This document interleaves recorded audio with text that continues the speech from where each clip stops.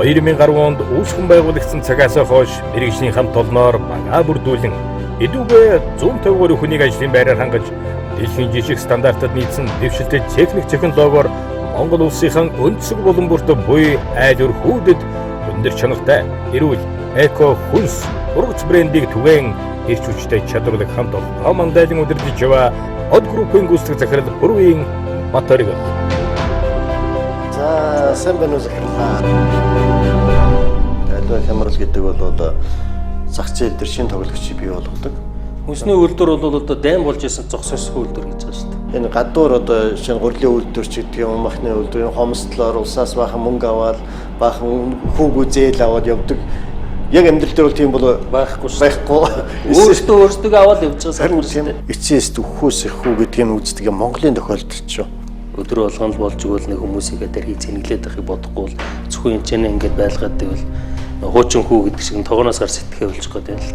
Улаанбаатарын төвд одоо хамгийн сүүлийн технологи үйлрийн машин өрл төрөмж байна. Одоо ингээд эхнээсээ гурилын үйлдвэр зогсоод эхэлсэн. Ингээд Улаанбаатарын шаардлага гарлаа оруулж ирлээ гэхэлэр зарим нэг нөхдүүд нь бараг Улаанбаатар оруулж ирлээ гурил оруулж ирүүл яасыг гэсэн юм яваад. Ерөөсөө ойлгохгүй байна. Гурил орж ирүүл гурилын үйлдвэрүүд ажиллаж чадхаа болчихно. Гурилын үйлдвэр ажиллаж чадахгүй битггүй тариаланч нарт ямар ч бид нар чинь тариаланч гурилын үйлдвэр хоёр чинь нэг тэрэгний хоёр дугуулахгүй. Энэ яг үйлдвэрийн нөгөө зүрх гэж хэлж болно. Терми хэсэг. Хүнд юм аа. Тэр нарийн технологи, тэр том санхүүжилттэй бас манай энэ үйлдвэрлэгч нар сайн ярьж ямар санагдсан.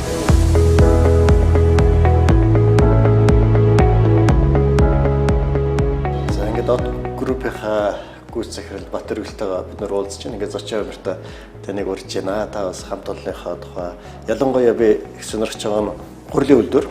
Энэ зах зээл дээр бол тоглогч нар бол зах зээлийнхаа эрэлт нийлүүлэлтээс их байдаг. Тэгээ сүүлд нэлээ хүчтэй орж ирсэн байна л да. Энэ талаас та хуучлаа. Ялангуяа энэ тогтсон зах зээл рүү орж ирэхдээ юу голлоо анхаарч байна. Манайх чинь 2010 онд анх үйлдвэр маань шоо тавьсан байгаа. Тэгэл ерөнхийдөө 13 оноос зах зээлээ гурилын зах зээлд орж эхэлсэн юм байна. Тэр үед чинь одоо хамгийн хуучин байсан нь Алтан дараа Улаанбаатар гэдэг гурилын үйлдвэрүүд бол ер нь зах зээл дээр. Үнэхээр байр суурь эзэлсэн тэд нартэй өрсөлдөх үйл ажиллагаа чиглэдрээ. Тэгээ нэг манайх нэг өөрсдөө бас бага бүрдүүлээд ингээд зах зээлийнхаа нэг 25%-ийг эзлээд явж байна. За манай хэрэгчдийн манай энд бас ургац бүрдийг одоо үйлдвэрлэж байгаа хэсэг. Нөгөө Швейцарын үйлдвэр технологи энэ яг үйлдвэрийн нөгөө зүрх гэж хэлж болно. Терми хэсэг. Тий. Бүх нөгөө тариа маань энэчээ термдэгдээ бутлагдаад дараагийн дамжлал руугаа орж байгаа хэсэг. Одоо өмнөх технологийн бодвол энэ чинь нэг асар том машин байлаа шүү дээ. Бараг 3-4 давхар байсан шиг. Одоо орчин үеийн юм болчихлоо. Цөөхөн юм жоохон авсаархан. Тэсэндээ бол манай хэрэглэгч хамгийн орчин үеийн гурилын терм үйлдвэргүүд одоо энэ харагдаж байгаа. Хоногт 300 тонн Улаанбаатар термд хүчин чадалтай юм үйлдвэр байхгүй. Бүүлэр гэдэг маань одоо энэ гурилын одоо мундаг 1 номерын технологи байна.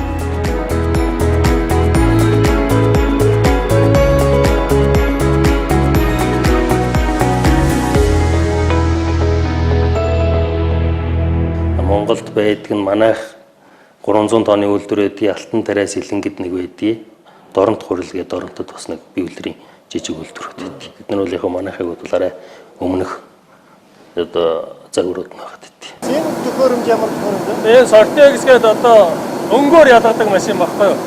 Бас давуудаа. Энэ болохоор нөгөө ижил хэмжээтэй мөртлөө ялгах боломжгүй өөр хар өнгийн ч юм уу юмыг аваачаад команд өгчин лазераар ингээд буудаа гаргацдаг.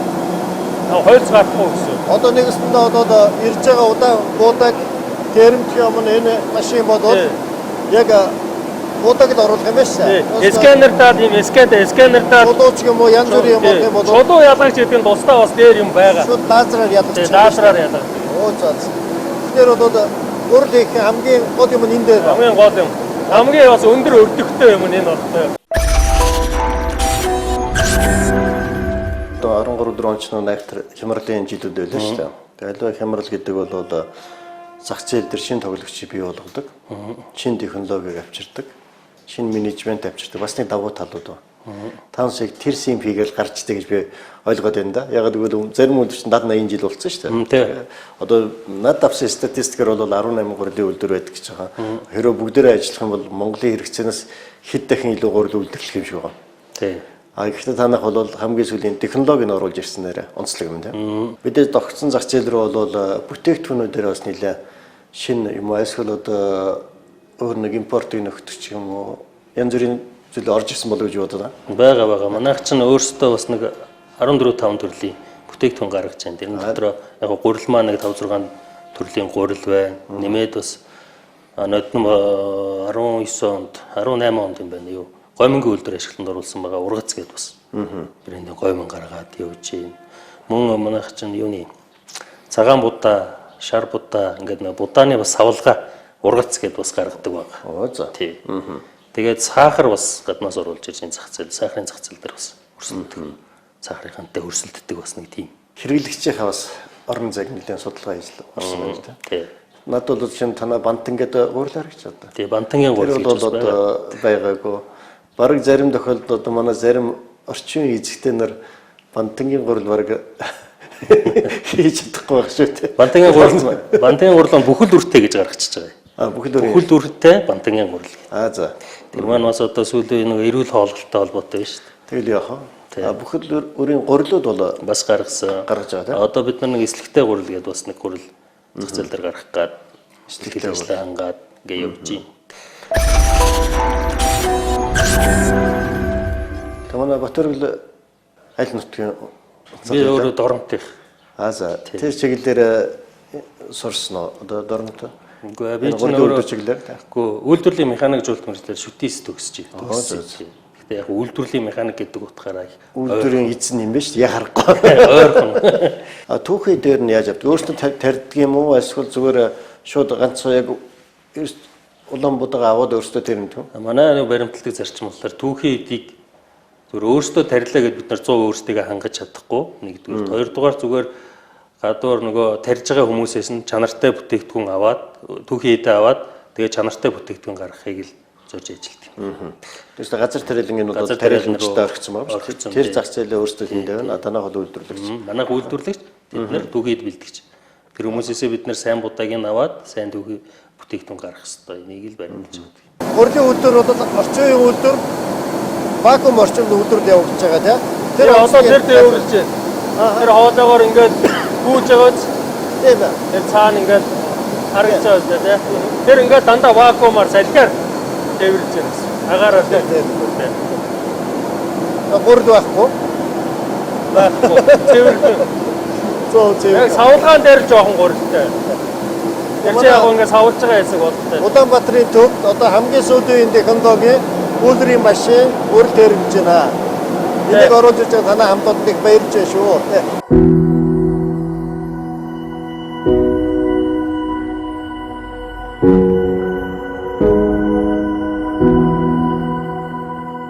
Тариаламжтай гурилын үйлдвэрүүд дээр ингээд нэг юм ажиллаж жоохон ингээд асуудал үүсэл яамаараа яваад тэгэл нэг бахан татаас авах бол эсвэл нэг давтварын хөнгөлөлт чинь нөөтийг бол хөнгөлөх гэж үздэг шүү дээ гурилан дээр. Тэгсэн мөртлөө яг танаа дээр нөөт хөнгөлөгддөг л тийм. Нэг ихсэн худалдаа авагч хөнгөлөгддөг мөртлөө зөвхөн нэг тэр ихнийх наман дээр ч юм. Тэр нэг процесс эхнээсээ сүүлийн хүртэл яг зөв хийхгүй учраас гажиг үсгээд байдаг юм байна. Тийм гажигуд явж шүү дээ. Одоо жишээ нь манай бол гурил бол яг хуу нөөтгөө зарагдах бүтээгдэхүүн шүү дээ. Тэгээд дараа нөө бүтээгдэхүүн аваад цаашаа зарж байгаа хүмүүс нь нөөттэй зардаг. Тийм. Тэгэхээр чи өөртөл бас ингээд тэр журам нь өөрөө тодорхой бус учраас одоо танах тэг татвартай нөөтлөг нь л одоо жишээ нь шинэ татварын хуулиар бол бүх зардлын нөөтийн баримтаар хийдэг ус 1 сарын 1-ээс манай үзэгчд бас анхаараарай. Тэг ялангуяа манад бол 180 мянган аж ахуй нэгж байгаа. Бүх зардал бол нөөтийн баримтан дээр суурилна гэж одоо шинэ хууль бол тийм байгаа. Гэхдээ танах тэг татварын хөтөл өгнө л доо. Тэрийн зөвхөн гуриланд болохоос бусад нөгөө хийвэг мэйг бус юм болохоор ялгаагүй. Одоо альва компани бол гол юм бол бас санхүү технологи дээр байдаг. Тэгээ таны энэ офис дээр явж байхад их олон янзын солонгын 7 өнгө шиг юм олон янзын өнгөтэй хувцастай хүмүүс яваад байна л да. Энэ бас нэг танаа нэг онцлог байна уу? Солонгын 7 өнгө бол тус тусаадаа бас нөгөө албаараа буснууд нөөр байдаг. За. Тэгээ шар болоод тэр бол санхүү байна. Опсийнхан байна. Ингээ улаан болтлоор опс тэгээд ногоон цэнхэр гэдэг нөгөө инженер ажилчид гэдэг ялгараа явчихдаг. Тэгээ өөр онц хилцэлцэн өөр Өөр. хувцастай явж байна. Албан тушаалаараа бас ялгараад хувц каскаар ялгарч. Танай групп гэхээр бол олон бизнесийн салбарууд байна уу? Манайх ч өөрөө глобал бриж групп гэж явдаг байхгүй. Тэрний дотроо од групп гэдэг гурилын үйлдвэр, глобал бриж гэдэг одоо гадаад худалдаа. Тэгээд глобал сургууль гэдэг олон улсын сургууль байна. Тэгээд глобал моторс гэдэг бас MG гэдэг англи машин бас оруулж ир зарж байна. Саяны Муса юуны саяны бас машин Муса Рекстан машин бас оруулж ир зардаг байгаа. Тэгээд бас тээвэр зууж түрээс гэдэг нь ер нь нэлээд олон салбарт үйл ажиллагаа явуулдаг. Тэнд од групп нь бол хэдэн ажилтнтай та? 160-аад ажилтнаа. 160-аад ажилласан. Гэтэж одоо бараг сард бол нэг 200-аас их цалинд өгөх. Ерөнхийдөө жилдээ бол тэрийг олохгүй л. Тий. Тэгээ сая нэг энэ нэлээд олон үйлдвэрлэлүүд зогслоо энэ айхтар юмтай холбоотойгоор тэг яаж одоо нэг аргалж байна да. Хүнсний үйлдвэр бол одоо дайм болж исэн зогсоосгүй үйлдвэр гэж байгаа шүү дээ. Дайм болж исэн ч ажиллаж явах хэрэгтэй. Ягаад тэгэхээр хүн сэргийлэх хэрэгтэй. Тийм болохоор яг үйлдвэрүүдээ яг нэг цагийн жоохон өөрчлөлтөнд оруулаад хүмүүсээ жоохон зарим нэг амрааж ирээд ингээд жоохон сэрэг тал дээр нь л ажиллуулж байна. Хүмүүсээ сэргэжүүлээд. Тиймэрхүү зарчмаар. Тэрнээс нөгөө хүмүүс чинь бүгдийг амраачвал тэр чинь цаана дахиад нөгөө нэг амьдрал ажил хийхгүй тэр хүмүүс ч бас цалиахгүй шүү дээ. Тийм зарчмаар тэгэл ямар ч хэсэг ажилдаа явуулаад байж.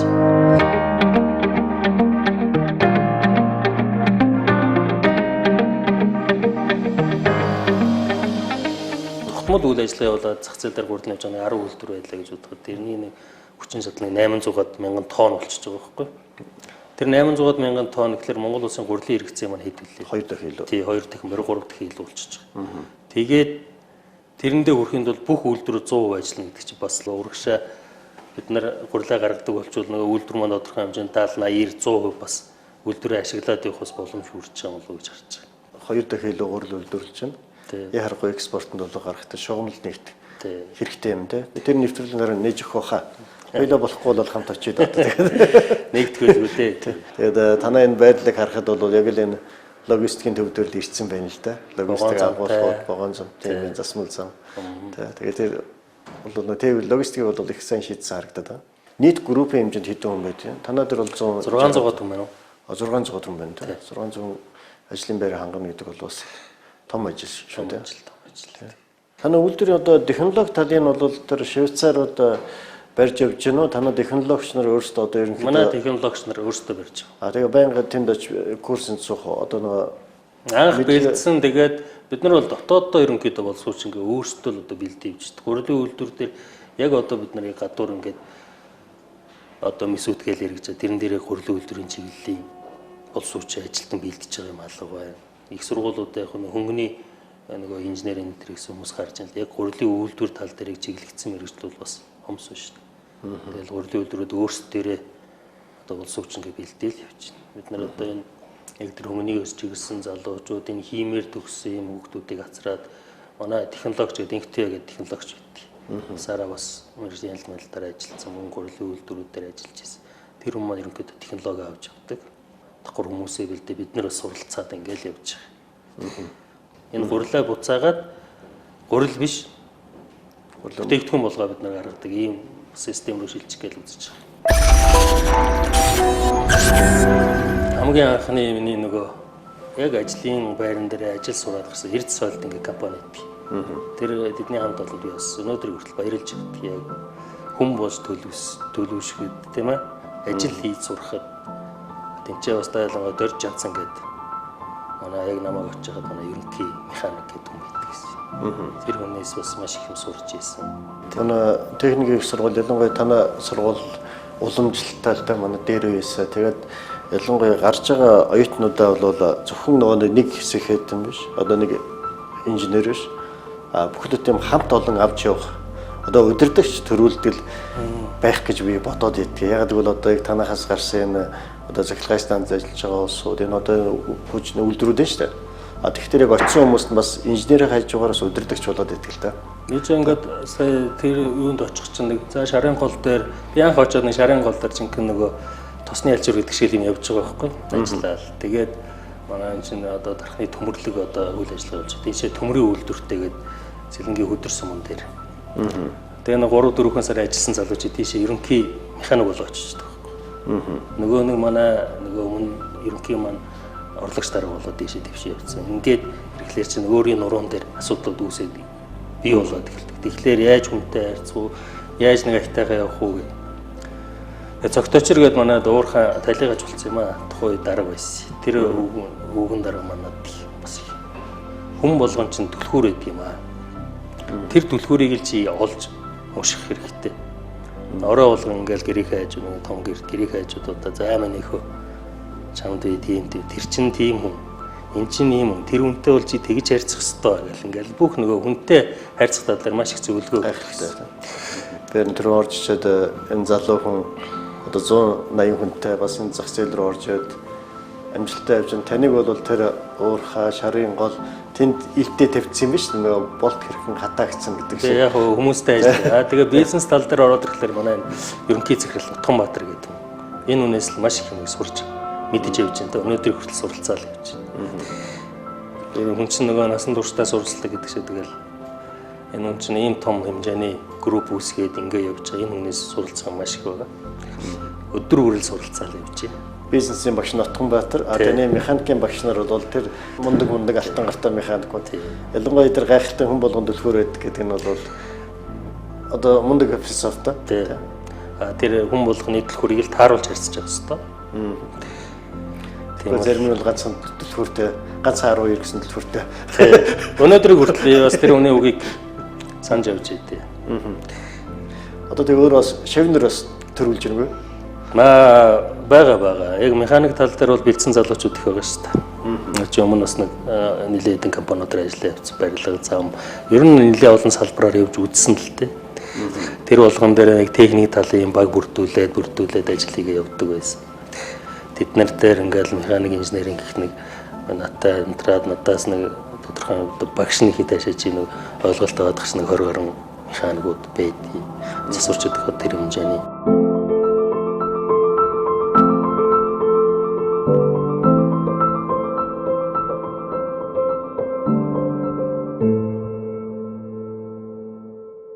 За ямар ч ус алтан гартай механик багш нартай бизнесийн том багштай хичээл сайхан шүү. Тий. Аав ээж нь доронтой олсод оо. Тий, доронтой малчин. Одоо мал дээр. Одоо мал дээр байхгүй. Одоо аймгийн төв дээр зарч байгаа. Тэгвэл таны багнаас бол одоо малчны хотонд өссөн юм шүү. Доронтой 3 загалах байхгүй юу? За. Одоогор нөгөө баргын манлаон дамнсэр ингээд нөгөө хошуугаа авч орж ирсэн бараг сумлтаа. За. Баргч одоо доронтой Сүхбаатарт бас байна уу? Баргын. Тэрийг мэдгүй байна. Ямар ч гэсэн манай сум бол доронтой баргын ганц сум байт. Тэгээд доронтын тал дээр уужим хангаад их өөр сэтгэлгээтэй байдаг юм шиг байна. Яг тэр талын улсуудын ямиг харж байгаа байдал, бодож байгаа, сэтгэж байгаа нь бол их өөр харагддаг. Хүүхд байхдаа ингээл зуны амралт боллоо хэдэн адуугаа аваад үдээгээр авчдаг юм л хүүхд байлаа шин. Адуугаа хараад байчдаг. Тэгвэл авиж нь доронтой малч механик ажил хийгээд. Тий. Танай ажилчдаас одоо хуучин гурилын үйлдвэрүүд байж исэн хүний нөөцөөс хэр зэрэг орж ирсэн? Яг анхны нэг хэдэн хүмүүс л байгаа, дараагийнх нь бол дандаа өөрсдөө бил сургасан уу тий. Яг би нэг асууж байгаа шалтгаан нь л манайхын нэг социализмын үед бас хэд хэдэн давуу талтай систем бий болгосон. Боловсролын систем, анагаахын систем. Одоо анагаахын системийн давуу тал нь айхтар өвчнүүд гарч ирж шээ. Түүнтэй адилхайг нэг үйлдвэрлэлийн системийн хүмүүсийг бэлдсэн байсан. Тэнгүүр нэг 90-ад оны бид нар бизнес хийж байгаа амар өсөлт хүний нөөцтэй санаа зовдөг гэсэн. Бэлэн ороод гаргаад одоо барилга бол энэ гараа угаасан шүү дээ. Өөрхий 2000 хүртэл барилгын компаниуд дампуурсан байлаа шүү дээ. Нөгөө ажилчид нь гудамжинд гараа авчираад ажилуулаад дуртайгаа шилж яваад байсан. Танаа дээр тийм хүний нөөц их байж чадсан уу? Манай дээр одоо яг үйлдвэрлэлийн өгөр бол одоо энэ манай ерөнхийлөгчийн логч хүн байна. Тэгээд логч. Тэгээд бусд нь бол тэгэл бэлтгэгдсэн залуучууд байна да. Би одоо яг манай үйлдвэрлэлийн ерөнхий механик залууга бас их зүгээр сургууль төгсгөт нь хацраал тэгэл үйлдвэрлэлийн бүх дамжлагаар явуулаад бүх үйлдвэр дээр юу гэдэг бүгдийнгээр нь явуулж байгаа тэгэл инженер ерөнхийдөө тийм зарчмаар хүмүүсээ бэлдсэн баг. Гэхдээ яг хуу шууд зөвхөн энэ ч байгаад юм шүү дээ. Энд хятадаас нь хүмүүсийн хятадд энэ бойлерын салбар байгаа шүү дээ. Хятадаас тэр хүмүүс инженерүүд ацраад, Оросоос ацраад ингээд бид нар нөгөө хүмүүсээ бол энэ дотор нь бол маш сайн бэлдсэн байгаа. Давхар нөгөө ижил үйл ажиллагаатай гурилын үйлдвэрүүдээр бас хүмүүсээ танилцах журмаар ингээд бас нэг хэд хоног ажиллуулж бараад ингээд бас давхар аль болох өдөр болгон л болж игэл нэг хүмүүсийгээ тэр хий зэнглээд байхыг бодохгүй бол зөвхөн энэ ч ингээд байлгаад ивэл хуучин хүү гэдэг шиг тогооноос гар сэтгэхээ болж байгаа юм л та. Тэгээ манай бизнест бол хамгийн гол нь бизнесийг эцээс төвхөөс ихүү гэдгийг үздэг Монголын тохиолдолд шүү. Одоо санхүүгийн байгууллага та. Дээр нь технологич хоёр. Тэгээд эдгээр чинь одоо хувь зээг шийдэн шүү дээ. Тэр чинь тооцоологдол гэж байна. Тийм. Одоо шинэ нэг татварын багц хууль давуу талуудыг ашиглаж чадж байна. Одоо тэгж эхэлж байна л да 1 сарын 1-ээс тийм. Одоо тэгэл цаашдаа ашиглаа явах хэрэгтэй тийм. Тэр бол их давуу талтай ус. Ялангуяа танаа бэлтгэн нийлүүлэгч нарт бол их хэрэгтэй. 1.5 тэрбумаас доош бол нэг хувийн дотор болж байгаа ш. 10% буцаа өгөөд 1% буцаа яг нөттэй адилхан. Тэгэхээр тэрийг бол ялангуяа танаа хамтагч нөө тариаланч нар тэд нартай бол их сайн таниулж явахгүй бол одоо явж байгаа тэнд нөгөө нэг санхүүгийн дутуу үйлчилгээ буцаад танаа үйлдвэрийн санхүүгийн толгойн өвчин болчихдог байхгүй. Одоо 1 сарын 1-ээс чинь бүх зардлыг зөвхөн нөтийн баримтан дээр тулгуурлаж авна гэдэг байгаа шүү дээ. Тэгээ одоо манай энэ шар хувцастай нэгтлэнгууд бол энийг одоо нэлээд төвхтэй ажил орж байгаа да. Танаа механикт баг энэ зарим юм энэ шараднаас ч юм уу ерөнхийдөө техникийн захаас авах юмнууд их гарна гэсэн. Тэгээ баримтууд хэр зэрэг өгдөг юм те. Бас явдалтай л та яг нариндаа. Янз бүр л яваад илээ. Заримдаа өгч, зарим нь байхгүй те баярлалаа. Тийм учраас одоо 1 сарын 1-ээс бүх баримт нөтөд тулгуурлана. Гэхдээ тэр загч бас нөтийн баримт өгдөг болох байхаа. Яг энийг дэлгэмдүүлээд бас энэ бизнес юм хэлэхгүй. Яг бол санхүү бүхийг шийдэж байгаа. Та бол үйлдвэрлэлийн хүн үйлдвэр сайн гурил гаргаж ийн ургац гурил хамгийн сайн байна гизэгтэй нарт гоё хүрж байна. Гэтэл энэ 8 жилийн хөдөлмөрийг ганц мулгуу нөхөр орж ирэл алддаг байхгүй яг нэрэнд. Тийм учраас тэрнээс бас бизнесээ хамгаалахын тулд санхүү бас хамгаалалттай байх хэрэгтэй л доо. Тэгээ яг технологич нь инхт үетэйгээ адилхан. Манай ургац гэдэг брэнд бүтээгдэхүүн танаа одоо компани. Тэр нь бол одоо эко талаа бол 100%. Эко. Танах бол энэ эко гэхтэр бол бас экогийн шошго авах ч өөрөөс их асуудал байдаг л да. Манайх нэг зүгээр юм бэлэг тэмдэг шиг ойлгоод байдаг. Эког бол одоо тариа тарж байгаа тэр тарийн талбайгаас эхлээл явна шүү дээ. Одоо ямар бордоо юу хэрэглэв. Тэгээд дараа нь үйлдвэрлэлийн процесс гэдэг тэр хяналтаа бол та хэд өөрсдөө тавиад явчихна л яг хаанаас яаж ийн юу хэрэгжилж ийн энэ зарим асуудалтай юм хэрэгжилж байгаа газрууд бол бас эн чинь болохгүй шүү нэ тэрийг бас ярих юм удаа яриа юм. Тэн дээр бол бас тийш буцаагаад энэ үйлдвэрлэлийн нэг яг зовлонч байх үү те. Яг нарийнда бол буцаагаад тэр тариаланч нартай хөрөнгө оруулалт таардаг л да. Мэдлэгийн буюу санхүүгийн тэр чиглэлийн юмнуудаа хэр зэрэг хийгддэг. Байнгын одоо харилцаатай манад нэг 160-аад харилцагч нар. 160-аад тариаланч. За. Чинь жил бол их тусам нэмэгдээл яваад байгаа байхгүй. Тэгэл тэд нартайгаа одоо ингээ хавраасахгүй бол хамтраал ирэх намрын төгсгөл хүртэл тэгэл хамтарч ажиллаад явж шин. Тийм бүх санхүүжилт баг. Тийм. Хүнээс нь ингээл тэгэхгүй бол болохгүй. Ер нь явандаа бол танах нэг ургац гэдэг өөрийн тарианы сорттой болох уу гэж би бодоод байгаа юм л да. Гой санаа энэ тий. Би яг өөрөө хэлдэг учраас хамаагүй бас нууцаас ярмааргүй. Энэ хүнсний технологийн хэцүү нэдэг байхгүй. 20-30 жил та тэр чанарыг барина гэдэг бол энэ өөрөө маш төвөгтэй буюу маш хариуцлагатай ажил байдаг. Хүнс нэг л чанар өөрчлөгдөл нэг гэрээ эзэгтэй нэг жоохон таарах юм уу нэг удаа зурсан гурил нь устаахгүй бол тэгэл асуудал нөгөө хүндээ нөгөө сонголт руу явцдаг учраас би тэгээ танахыг ургац гээд бас тийм тариа сорт гарах болов гэж бодоод байна л да. Тийм нөгөө тал руу явчихна. Тэгээ нөгөө хүмүүс маань дагаад 10 хүн 20 хүн дагуулаа явчихна. Тэгэхээр чи бас тийм учраас хүнсний юу бол маш хариуцлага. Тэгээ ялангуяа чанар барих. Тэрэн дээр би тэгээд ургац гэдэг нь тийшээ сайн хөрөнгө оруулаарай л гэж аминдаа зөвлөөд байгаа.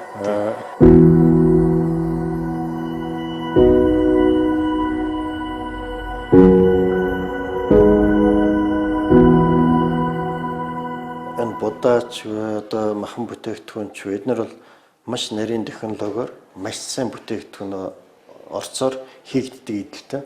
Тэгвэл манайд нэг тийм худлаа нэг PR яваад идэг шүү дээ. Хямхтэр хамгийн муу махаарч юм уу те. Одоо гомгт хамгийн муу гурлаарч. Энэ бол одоо тэр хоцрогчийн мас орхих хэрэгтэй санагдаад байна. Хамгийн сайнаар нь хийж байгаа шүү бид нар ч. Хамгийн сайн одоо гурилын үйлдвэр хэд саяхан ингээл асуудлууд гадуур ирдэг. Гурилын үйлдвэрд ямар ч юм гаднаас ямар бариг тоосч орох боломжгүйгээр ингээд битүү вакуум орчинд тээвэрлэгдээд, удаан тээвэрлэгдээд, чиглэгдээд тэгээд бүтээгдэхүүн болж байгаа процесс байгаа шүү дээ. Тэр хүнд юм аа, тэр нарийн технологи, тэр том санхүүжилттэй бас манай энэ үйлдвэрлэгч нар сайн ярьж ямар санагддаг юм аа. Тэгвэл хит юмдаа яагаад тэгээд нэг хар PR нь арда энэ олон хүмүүсийн хөдөлмөр үнгүүдэд тэр нь бүр зарим эрх мэдэлтэнгөө төрөл тэрийн дээр буруу шийдвэр гаргадаг. Одоо янз бүрийн дата асуух янз тийм болох тэр гаж юм гаргаа явчихдаг чинь нэг энэ микро эдийн засаг буюу одоо энэ аж ахуйн нэгж дээр болж байгаа үйл явцыг сайн мэдчихэж шийдвэр гармаар санагддаг юм л да. Тийм юмнууд маш их явж байна л да. Одоо ингээл гадуур одоо жишээлбэл саяхан ингээл мэдээлэл өгч чаж. Гурилын үйлдвэр Улаанбаатар одоо бид нар Оросоос оруулж ирэх шаардлага гарч ирчээд байна шүү дээ. Гурилын үйлдвэр зогсолт хийжээ л. 20% дутуу байна гэдэг. Тийм ингээд яг нөтнгийн ингээд жилийн будааныг гурилын үйлдвэрүүд хүлээж авсан 240 мянган тонн л гурилын үйлдвэрүүд хүлээж авах шүү л. Тэгээд тэр маань одоо ингээд эхнээсээ гурилын үйлдвэр зогсоод эхэлсэн. Ингээд Улаанбаатарын шаардлага гарлаа оруулж ирлээ гэхэлэр зарим нэг нөхдүүд нь барыг гурилын Улаанбаатар оруулж ирлээ гурил оруулж ирүүл яасан гэсэн юмээр явдаг. Ерөөсөө ойлгохгүй байхгүй. Гурил орж ирвэл гурилын үйлдвэрүүд ажиллаж чадхаа болчихно. Гурилын үйлдвэр ажиллаж чадахгүй битггүй тариаланч нарт ямар ч бид нар чинь тариаланч гурилын үйлдвэр хоёр чинь нэг тэрэгний хоёр дугуулахгүй. Тариалын таригдчихэж бид нар гурил үйлдвэрлэл нь гурил үйлдвэрлэгдчихэж Улаанбаатар тариалах. Ийм л тэр нь яг ингээ массыг хамраад ингээд ирэхлээр маш буруу гадуур маш буруу мэдээлэл болчиход явж байгаа байхгүй.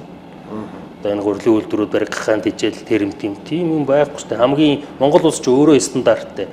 Гурилын үйлдвэр ч өөрөө стандарттай. Тэр бүгд стандартууд чинь нэлээ. Тэгээд бид нар тийм муу юм ивэл муу юм гаргана. Бид нар ямар бүтээгдэхүүн ямар түүхээд ашиглана буцаагаад яг тийм л гурил гарч байгаа байхгүй бүтээгдэхүүн гарна. Тэгэхээр хамгийн сайн гэснийг л бид нар аль болох оруулж ирнэ.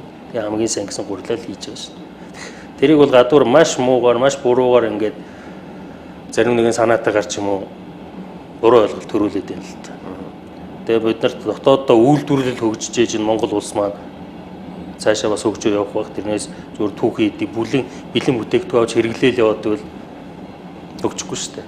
Нэг хэсэг чи Оросоос бид нар гурилаа оруулж гуугаал оруулж ирээл нөгөө ерөнхий сайд нь очиод гурил өгөөч гэд ингээ явжсэн үед байгаа шүү тийм ээ. 2009 он ч тийм үеуд байгаа. Тэгээ царвантай гурил идэ явжсэн үеч байгаа. Одоо тэгээ хятадаас нөгөө нэг цагаан шуудаатай нэг ясны гурил гээд оруулж идчихсэн үе. Одоо тэгэхээр 100% дотооддоо бүрэн хангачаад байж шин. Тэг чин дахиад гурил оруулж ирээч гэсэн мессеж өгöd байгаа. Маш буруу.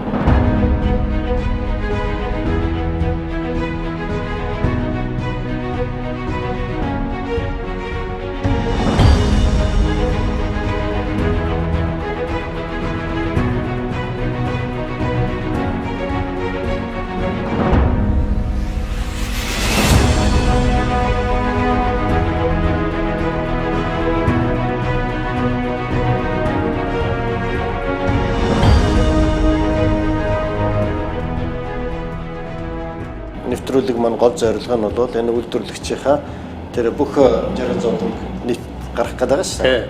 Тэр бас манай үзэгчнэр бас анхаараарай. Энэ гадуур одоо шинэ гурилын үйлдвэрч гэдэг юм махны үйлдвэр хомсдлоор улсаас баахан мөнгө аваад баахан хүүгүү зээл аваад явдаг. Яг амьдрал дээр бол тийм бол байхгүй. Өөртөө аваад явж байгаа. Харин тийм. Тэгээ дараа нь ингээ хэдэн хүмүүс бид нар одоо ингээл 160 ажилтан байна л гэж байгаа. Тэрний ард хичнээн ам бол байгаа. Тэгээ нэг хүн дор хаяж хичнээн ам бол. Тэгээ тэрнээс дагуулаад зөндөл хүмүүс манай энэ одоо гурилын үйлдвэрүүдээс амьдралаа залгуул явж байгаа зөндөө хүмүүс байж. Тэрүүгээр нь буруугаар хараад байгаа байхгүй. Гурилын үйлдвэрээр 10 хүн л явж идэг. Тэр 10 хүний л иргэ шиг биш шүү дээ. Тэрний ард байгаа нэг үйлдвэр за 160 200 тэр чинь 2 300-аад 2-3 мянгаад хүн байна. Тэрний цаана хичнээн гэр бүл явж байгаа. Тэгээ тариаланч нар байна. Тариаланч чинь бид нар чинь хамтраад ажиллах нэг салбарын хүмүүс байхгүй. Одоо яг өнөөдрийн байдлаар бол хүнсний хомсдол үүсэхүү гэдэг үднээс бид нар чинь аль болох үйлдвэрээ зогсоочгүй шиг яаж ажиллах вэ гэж бодож байна. Яг Улаанбаатар хотын төвд Швейцарын технологитой ийм сан гурилын үйлдвэртэй байгаагаа бас манай хэрэглэгч нар мэдэх хэрэгтэй байгаа болов уу гэж бодож байна тийм. Хамгийн сүүлийн хамгийн мундаг технологи Бүх вакуумцсан орчинд Швейцар стандартаар стандартаар. Тэгээд цаа гэдэг чинь өөр ямар газар вэ? Тэ. Манай Од групп маань хамгийн орчин үеийн технологитой орчин үеийн үйлдвэртэй тэгээд хамгийн сайн чанарын гурилыг хүмүүн олондоо үзүүлсэн технологийн нууцаас сэтгэл харамгүй үзүүлсэнд их баярлалаа. Өнөөдөр бид нар бас биеэр ургац гурилыг хэрэгжиж яаж энэ гурил бүтэхгүй гэдгийг сайхан үзлээ. Манай хамт олныг талархаж байна. Манай компани дээр ингэж манайхыг урьж оролцуулсанд бас баярлалаа. Тэгээ манай монголчууд манайдаа харж байгаа яг тэгвэл урд гэдэг бол өөрөө маш нарийн технологитой урдын үйлдвэр дотроо одоо машинаар бол бенз машин байна шүү дээ. Одоо танай энэ үйлдвэрийн бүх төхөөрөмжүүд бол тийм стандарт зэмданы юм байна. Үнэхээр сайхан байна. Тайдынхаа ажилд их амжилт хүсье. Тэгээд онцгой үед ургацаа баян хэрэглэн шиг үжил одоо хэлмээр энэ да. Тэ. Баярлалаа.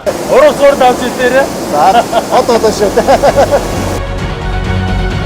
Швейцар улсын алдарт Bühler компани хамгийн орчин үеийн дэвшилтэт техник технологи бүхий хоногтой 300 тонн улаан буудаа тээрэндэн боловсруулах босоо шугамтай хүрээлэн буй орчин дээлтэй эко үйлдвэрийг эх орондоо барьж байгуулан ургац брендийн гурилаа хэрэглэгчдэд хүргэн хамт олноо амжилттай удирдах яваа өнөө цагийн мэдлэг боловсралтай ажил хөдөлмөр хүсэл тэмүүллээрээ манлайлагч залуу захирлуудын нэгэн төлөөлөл Од группийн гүйцэтгэх захирал Хүрвийн Бат оргил сайн байна уу захирлаа нэвтрүүлгийн зочин хойморт өргөдөн оролцлоо.